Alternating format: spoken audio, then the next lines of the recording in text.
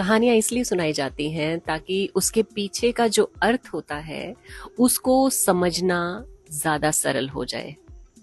तो आज की कहानी एक राजा की है जो हमेशा कड़वा ही बोलता था।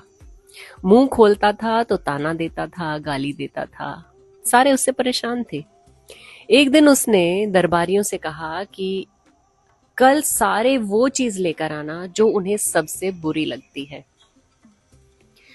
अगले दिन कोई कीचड़ ले आया, कोई मलमूत्र ले आया, कोई कुछ ले आया, कोई कुछ ले आया। जिसको जो चीज गंदी लगती थी, खराब लगती थी, वो लेकर आ गया। लेकिन उनमें एक पुरुष बहुत ही बुद्धिमान था। वो एक मृत पुरुष की जीभ काट कर ले आता है। अब जब राजा जीभ को देखता है तो कहता है, इस जीभ में क्या बुराई है? जीभ क्यों लेकर आया? तो उस आदमी ने कहा, महाराज, सब बुराइयों की जड़ तो ये जीभ ही है। जब ये किसी को कड़वा बोलती है तो तलवार से भी इतना गहरा घाव नहीं होता जितना कि जुबान से होता है। तो राजा को बड़ी शर्मिंदगी हुई, क्योंकि उससे कड़वा तो कोई और बोलता ही नहीं था, लेकिन वो चुप रहा। तो उसने कहा कि अब अगले दिन सारे वो चीज लेकर आओ जो सबको सबसे ज्यादा अच्छी लगती है।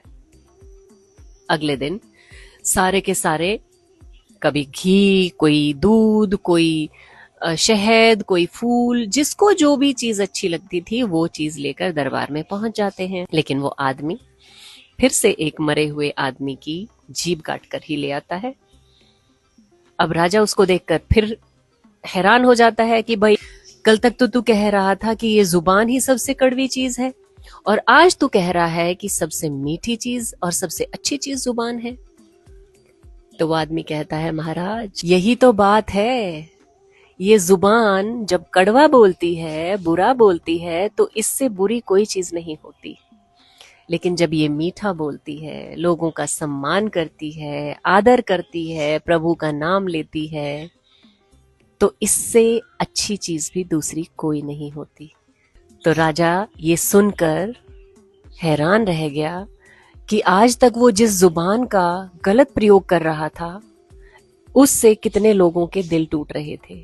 अगर आप भी चाहते हो किसी का दिल ना दुखे, किसी का दिल ना टूटे, तो इस जुबान का सही प्रयोग कीजिए।